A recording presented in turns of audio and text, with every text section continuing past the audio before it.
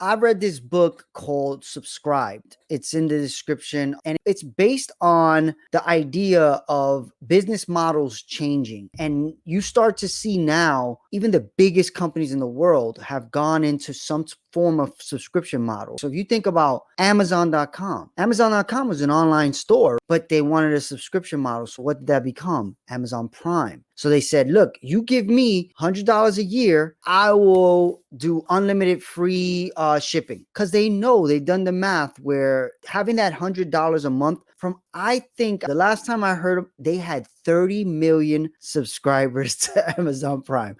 Think about that. Every month or every year, you are guaranteed a certain amount of money to play with. Another big one that did this early on is Netflix. If you think about the Netflix model versus the Blockbuster model, Blockbuster was hoping you walked into their store and you took a cassette, I'm pretty old, I know, or a DVD, and then you brought it back and you paid every time. And then Netflix came up with this idea of, why don't we get people to pay a monthly set price, and then they can order as much as they want. They offered it to Blockbuster. Blockbuster said no. Within a few years, Blockbuster was out of business and Netflix was out of here. And of course, these models didn't start out with technology. They started out in things like gyms, right? A gym membership is basically a subscription. It's basically saying, look, I'm going to pay this much a month to know I can go to your gym. Of course, the gyms know you're not going to go every day. So enough people subscribe to their gym, they make enough money to cover the overhead plus make some profit. So how could that work for businesses like yours and mine? So I've been thinking about this for a while. I read this book a while ago, but I've been looking at, okay, with any business, any startup, any endeavor I get involved in, I'm thinking, okay, I don't want it to be the one-off. How can we create some type of subscription? Another big part of that is membership community. I was talking about this guy I saw who was speaking, of course, on YouTube, and he was talking about how he makes $10 million a year on courses and coaching.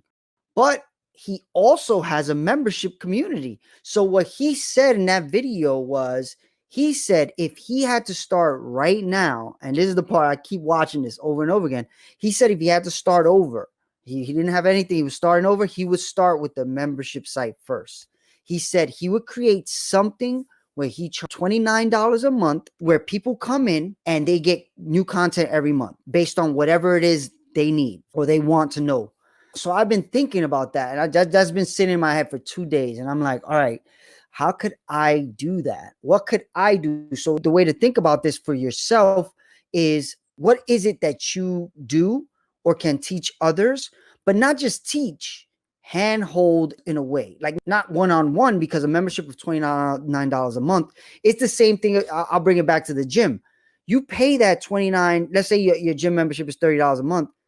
That doesn't mean you get a trainer, right? If you want a trainer, you have to pay whatever that trainer costs per hour. So it's the same thing. It could be the same thing within your business. So for me, I'm looking at mass ideation was built to help as many ideas become reality. I can't work on everybody's idea. My company can't work on everybody's idea because they can't afford to hire 5 trainers. Sometimes to build what you want, you need 5 different people. And then I have to manage them. So it could cost a lot of money, a lot more than maybe you have. Certain clients can afford it, certain can't. But what if I had a community, a mass ideation academy where people can go and I'll show you how to get your own project done. If you can't afford to hire a team that I would manage, I'll show you the steps I take to create projects like that.